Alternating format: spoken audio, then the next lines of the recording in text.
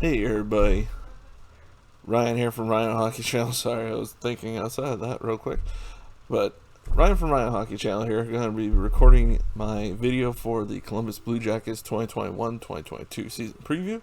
And just for a reference, if you are a Columbus fan, probably not going to be your favorite video in the world, but there are worse ones out there. So just give me a heads up.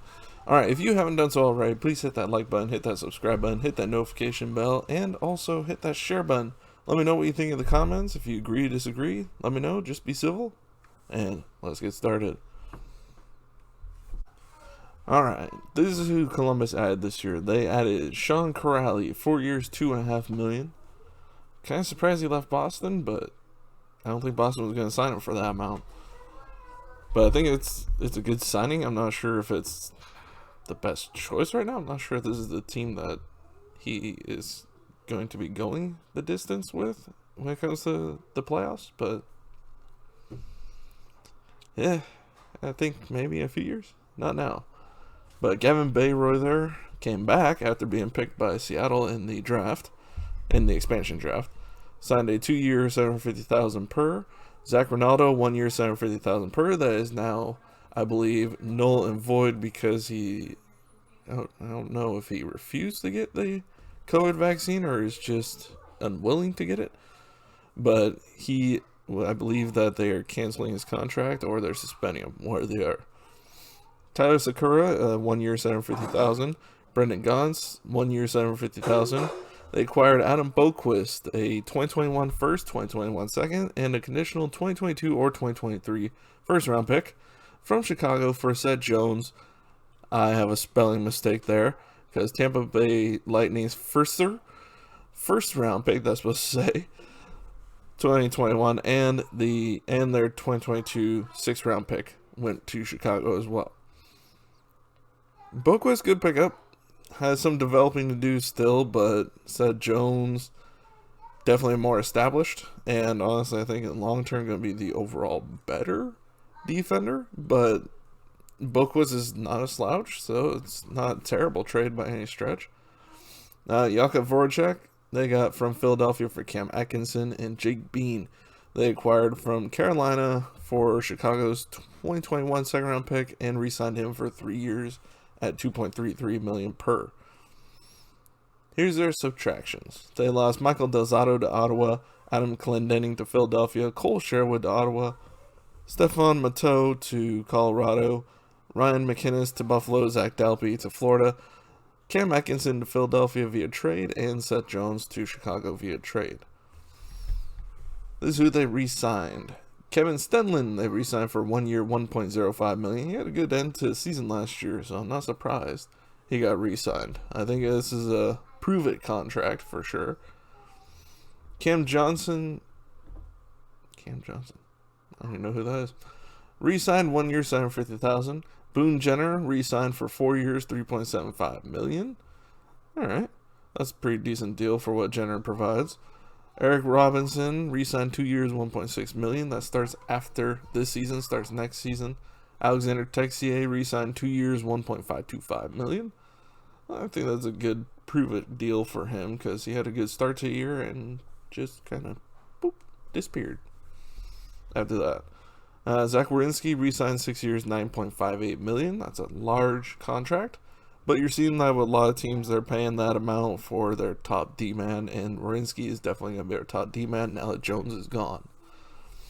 Andrew Peak was re-signed 2 years, $788,000 per, and Elvis Merzlikins just signed the other day, 5 year, $5.4 million per season. This is what their cap situation looks like. $71 million is where they're sitting, with about just under $10.5 million in space. So they have lots of space. I think they still have, I want to say they still have a RFA or two to re-sign. I could be wrong, but that's where they're sitting. I mean, if that's where they stay, they're going to be a team that can pick up some bad contracts to get something in return, maybe trade away a veteran or two, or if they surprise, which is always possible, then they can pick up some guys at the trade deadline. Alright, this is what, okay, Kat, you are not going to be in the video. Thank you. And you're still going to try. Alright, this is where the forwards are sitting. Let's see. You have Jakub Voracek for 3 more years at $8.25 million. Patrick Laine, 1 more year, then he's RFA. They got Gustav Nyquist, hopefully he can play this year, for 2 more years. Oliver Bjorkstrand, they got for about 5 more years. Max Domi, he is going to miss the first half of the season, if I remember correctly. But he's at $5.3 million for another year, then he's a UFA. I have a feeling he's hitting the market or being traded. Boone Jenner, you got for this year, and then his contract kicks in, which looks like it's the exact same amount. That's different. Sean Corali, like I said, in the free agent additions, he's there for 4 years, including this season. Jack Rosovic, 1 more year, that he's RFA. Texier, 2 more seasons. Stenlund, RFA after this year. Emil Brimstrom, RFA after this year. And Gregory Hoffman, I'm not sure who that is even, is a UFA after this season. And they have Jaeger Chanenkov, which is that surprise first-round pick from last 2 drafts ago now. But that kid's been looking good, and he's looked good so far in the training camp, so he may get a shot this year. Alright, on the defensive side, they are more stripped down than they have been in years past. Their main defenders now are Werenski, Gavrikov, and Bean. And Bean is a new addition. They still have Kukin, which he's a decent defender. I mean, he's definitely like a 4, 5, 6 type of guy, not a 1, 2, or 3 guy for sure. But he's a UFA after this year. Same with Scott Harrington, Mika Lettinen, who they got from Toronto at the trade deadline last year. Adam Boquist and Gabriel Carlson will be RFAs this year. Then you have Andrew Peak, who signed for another season after this one. Elvis Merzlikins and Jonas Korpisalo. Obviously, I took this screenshot from CapFriendly.com, which all of them come from CapFriendly.com. Once again, please go check them out. Very good resource. But it does not show Merzlikins re-signing, which starts next season. But Jonas Korpisalo probably is going to be traded this year, is my assumption, off of Merzlikins getting the contract, because it was one or the other. And Korpisalo can still fetch them a pretty price, especially if they aren't a playoff team, which to me their defense suggests they probably won't be, but you never know. But he's a UFA after this year. Nathan Gerby, who is obviously injured, I'm not sure with what or how long he's injured for, is a UFA after this season. And they're paying Alexander Wenberg for the next 5 seasons, which it only goes up to $891,000 in 2 years, so it's not a terrible large amount. Non-roster forwards, let's see, Joshua Doon, Liam Foodie, Carson Mayer, Trey Fix-Wolanski, that's a fun name, are all RFAs after this year. Brendan Gaunce, Zach Ronaldo, like I said, is no longer there. Tyler Sakura and Justin Danforth are all UFAs. So they only have 2 of their minor league forwards, and Cole Sillinger, who, he's only 18. They just drafted the kid, and I wouldn't be surprised if he gets a 10-game tryout this year. Unless he is playing in college. Is he playing in college? I don't remember if he is or isn't. Alright, for the defense, they have no free agents coming up on the defensive and the non-roster area. I mean, they have a lot of guys down there. Oh, wow. They actually have a Norwegian guy. Ole Julian, oh god, Bjorgvik Holm? Oh, that's a fun name, if that's how it's pronounced. If it is, but that's a fun name. Kind of hope he plays. On the goalie side, Daniil Tarasoff, he is RFA after this season, as is Cam Johnson, a UFA. So, their goalies, Tarasoff, I believe, he has some upside. I'm not sure how much. I've heard his name before, I know that. Alright, this is how their 2021 draft went. They had a very good 2021 draft. 3 first-round picks. They got Kent Johnson, 5th overall. He's going to college for sure, I know that. But he looks like he's going to be a dang good offensive player for them in the future. Cole Sillinger, definitely a good pickup too, at number 12. Then at number 25, Carson Kuhlman, a defender. He's more time on him, but he's going to be a good pickup, I think. Then you can see the rest of their picks down there. I mean, I can't think of any of those that stand out as, oh, they definitely were a drop, who have a possibility of being in there here eventually. I mean, they all have a chance, but there's none there I can say are top prospects in my mind. 2022 draft, they have their own and possibly Chicago's. It's a conditional Chicago first round pick this season. They have their own second. They have Tampa Bay's third. They have their own and Toronto's fourth, no fifth, and Toronto's sixth and Anaheim's seventh. And then after that, they have all their own picks in 2023 and 2024. So they could have 2 first round picks, which would be helpful for a team that I don't think is making the playoffs.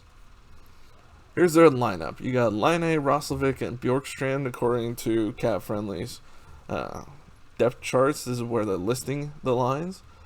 That would be their first line. Then you have Gustav Nyquist, Boone Jenner, and Jakub Voracek, which it'll be interesting to see Voracek back in a Columbus jersey again. Third line, Alexander Texier, Sean Corali, and Emil Bemstrom. I think that could be a decently good third line. Eric Robinson, Kevin Stenlund, and Jaegor Chenkov. If Chenkov makes the team, I have a feeling he's not playing fourth line. I think he may be more likely a third line, possibly second or first if there's injuries. Defense is where you see a bit of a drop-off, in my opinion. That's just my opinion. Werenski and Boquist, I think that'll be a solid pairing. I mean, Boquist had 16 points in 35 games with Chicago last year, -7. Basically along the same lines as what Werenski did last year, so not too terribly different there. Gavrikov and Peak in the second pair, which case I don't know about Andrew Peak. That seems weird to have him there, but well, who knows? Maybe he could surprise me. He was a second round pick, but back in 2016. Jake Bean and Dean Kuchen, they're going to have on the third pair, which case Bean did not live up to expectations last year for Carolina. That's why they traded him. 1 goal, 11 assists for 12 points. I mean, -2, so not terrible on the defensive side, but he also played obviously sheltered minutes at 14.32 average. So he probably will be playing third pairing, possibly second. I mean, maybe they put him with Gavrikov because Gavrikov's more of a defensive defender, even though he's -13. But he's not a point getter, as you can tell, with 12 points last year. So there's that. Alright, on the goalie side, Korpisalo and Merzlikins did not play up to what they have in the past. I mean, Merzlikins had a better second half than first, but neither one really looked good because you look at their goals against. 3.30 for Korpisalo, 2.77 for Merzlikins, 894 save percentage for Korpisalo, and 916 for Merzlikins. 9-13 for Korpisalo, 8-12 for Merzlikins. Not good numbers. I mean, this team did not perform well last year, guaranteed. I know they have a new coach. We'll have to see how they do, but that's just where it is. And then Liam Foodie, I think he disappointed last year. 24 games, only 4 assists, no goals. He looked pretty good in the playoffs from the year before, and it was kind of shocking to see that. So, I mean, it was a bit of a step back, but maybe he can have a bounce back year this year, because if he can, he could get into a lineup, I think. Alright, then like I said, you have Max Domi, Nathan Gerby, Trey Fix, Wolanski are all injured. I mean, Domi definitely played the most games. Disappointing season. Highly disappointing season last year. 24 points in 54 games. Oh, Domi. What has happened to you? At least Dad was fun to watch, even though he didn't get points. But still, he doesn't play that way necessarily. He can, but doesn't normally. Alright, so here's the minors forwards. The forwards on the minors roster. Like I said, Ronaldo no longer, I believe, a part of this team at all. Not that he'll probably been playing anyways 4 games last year for Calgary, but I mean, Lettinen could have possibly, I can see Lettinen playing some games. He had 26 last year, 6 points. I can see him getting some in. Here's the non-roster players from the loan, prospect, and reserve list. Reserve, you're not going to see those guys. Like the 40-year-old Sergei Mozyakin. No way you're going to see him playing in the NHL at this point. But the other ones, like the loan, those are a possibility. The other ones, like Ken Johnson, you will see, but he's playing NCAA, so you're not going to see him this year. Cole Sillinger, you could possibly see. He is signed, so he's not playing college. So, yeah, he could possibly get a few games in. Marchenko was a second-round pick not long ago, or 2018. So, I mean, if he's playing in Russia, you aren't going to see him. But until maybe later. But then you got some other guys here. So, I mean, Carson Kuhlman's is not signed, so you're not going to see him this year, obviously. So, yep, they have quite a few interesting ones. Like, I want to see this Norwegian guy play. Come on. Bjorkvik. That's an awesome name. Alright, here's the top prospects. Ken Johnson, 27 points in 26 NCAA games last year as an 18-year-old. That's pretty good output. Not pretty good, that's very good output. I'm sorry. Cole Sillinger, 46 points in 31 USHL games. Kirill Marchenko is third in their prospect rankings. He is a winger. 28 points in 41 KHL games and 7 points in 2 MHL games. So, you could see him probably not this year, but in the near future. Jaegor Chenkov, 17 points in 32 KHL games. That was as an 18-year-old playing against men. That's not a bad output at all. Liam Foodie, 4 points in 24 NHL games and 16 points in 12 AHL games. He needs to regain his confidence. He can do that. He can put up points. I mean, he's not going to be like a top scorer like a McDavid or something like that, but he could definitely put up probably about 35-40 points a year on average, at least. So, he just needs to get that confidence and get more playing time. Alright, their other top prospects that fell at top 10, Daniil Tarasoff, Carson Kuhlman, I misspelled that correctly, Carson Kuhlman, I spelled. He's a defender. Stanislav Sovizel, sorry, I'm still probably saying that terribly wrong. Dmitry Voronkov, and Andrew Peak.